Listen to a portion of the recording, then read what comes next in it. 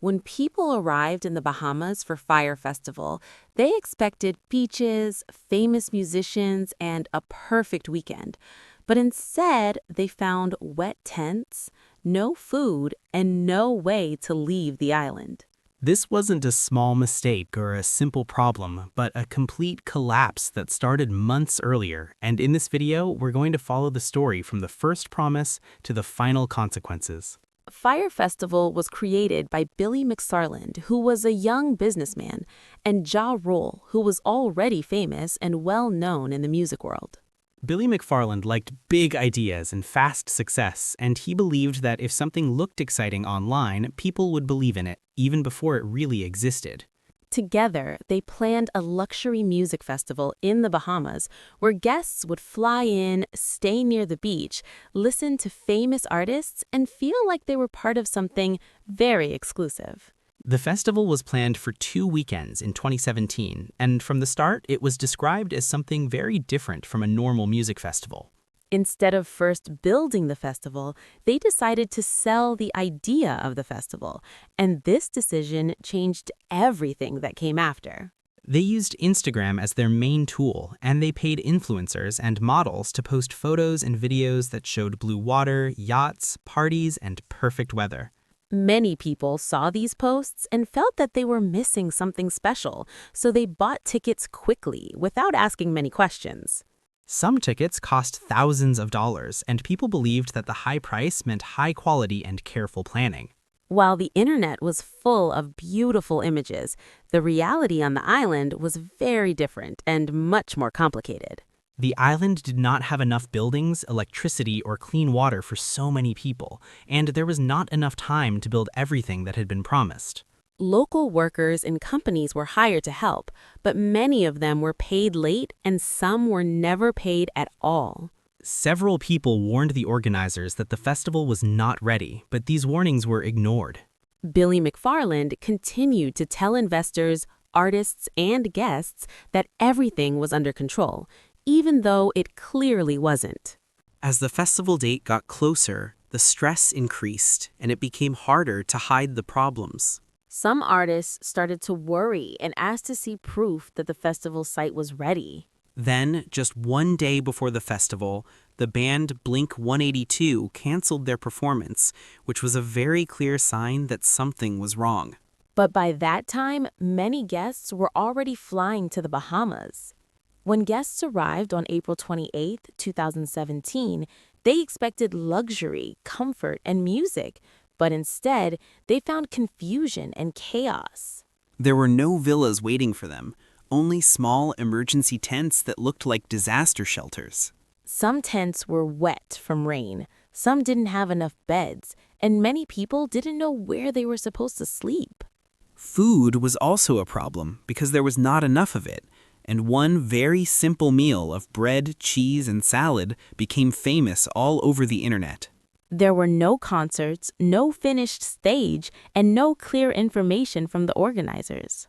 At first, the festival was delayed, and then it was canceled completely. Guests were angry and scared because they didn't know how or when they would get home. Emergency flights were organized, and local people helped as much as they could, even though they were also affected by the situation. When everyone finally returned home, the disaster didn't end because legal problems started almost immediately. Guests wanted refunds, vendors wanted payment, and investors said they had been tricked. The story moved from social media to the courts, and the public began to see it as more than just a bad event. In June 2017, Billy McFarland was arrested in the United States. He was charged with fraud, and in 2018, he said he was guilty in court. The judge said he had used fake documents and false promises to get millions of dollars. He was sentenced to 6 years in prison in order to repay about $26 million. Ja Rule apologized publicly, saying he did not know how bad the situation really was, and although he was sued, he was not sent to prison. In 2019, the story became popular again when 2 documentaries were released. One was on Netflix called Fyre, The Greatest Party That Never Happened, and the other was on Hulu called Fyre Fraud. These documentaries showed emails, videos, and interviews that helped people understand how the disaster happened. People still talk about Fyre Festival today because it represents something bigger than one failed event. It shows how powerful marketing and social media can be and how easily people can believe a story that looks perfect online. It also reminds us that planning, honesty, and experience matter more than promises and images.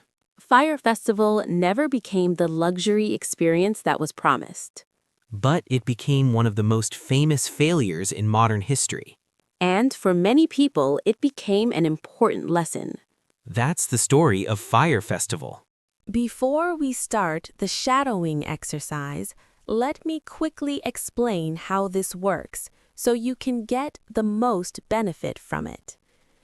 In a shadowing exercise, you listen to one sentence and then you repeat it out loud as soon as you hear it, trying to copy the rhythm, the speed, and the pronunciation, not just the words.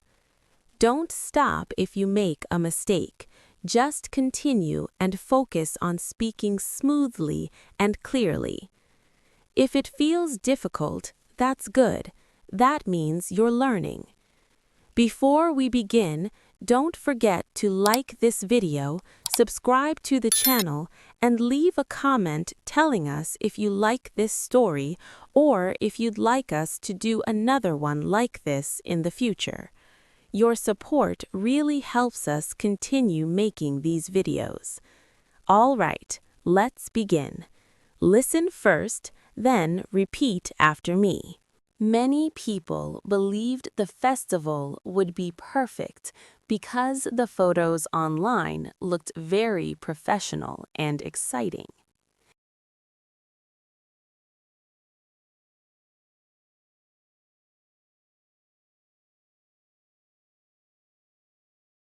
Tickets were expensive, but buyers thought the high price meant high quality and good organization.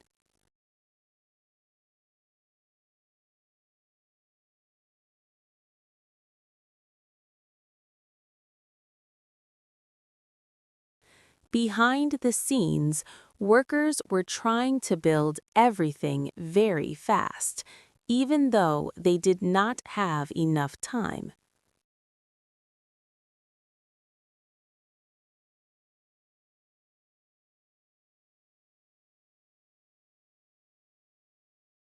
Some local workers warned the organizers that the plan was not realistic, but nobody listened to them.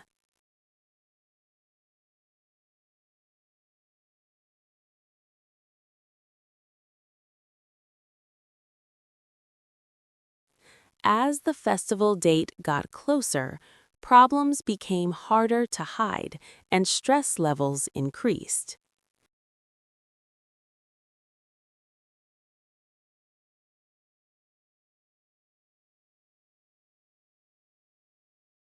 When guests arrived on the island, they quickly realized that something was seriously wrong.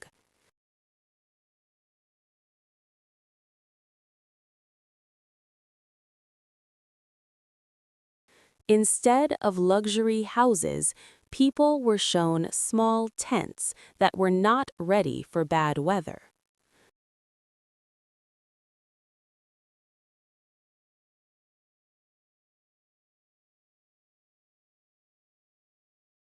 Food was limited, and one simple meal became famous on social media around the world.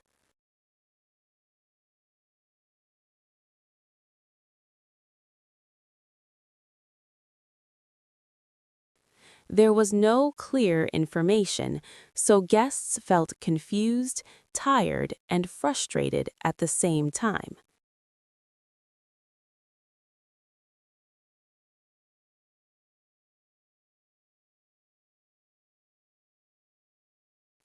The music performances were canceled because the stage and equipment were not finished.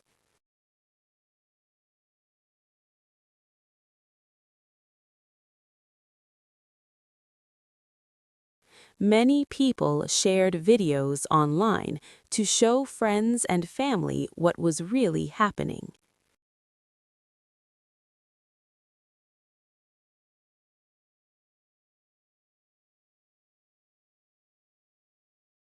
After the festival failed, guests asked for refunds and vendors asked to be paid.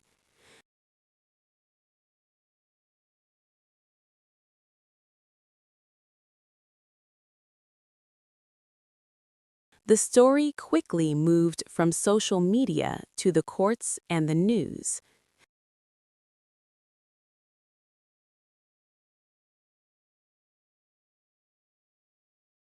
The event became an example of how strong marketing can hide serious problems.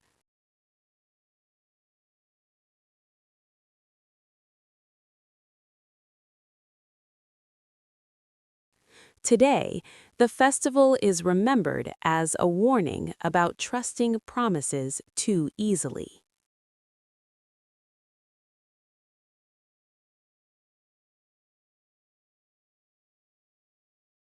Great job for finishing this shadowing exercise. If it felt difficult, that's completely normal, and if you repeat it a few times, you will notice real improvement.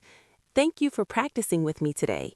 Don't forget to like, subscribe, and comment if you enjoyed this exercise or if you want another story like this one. See you in the next lesson. Bye for now.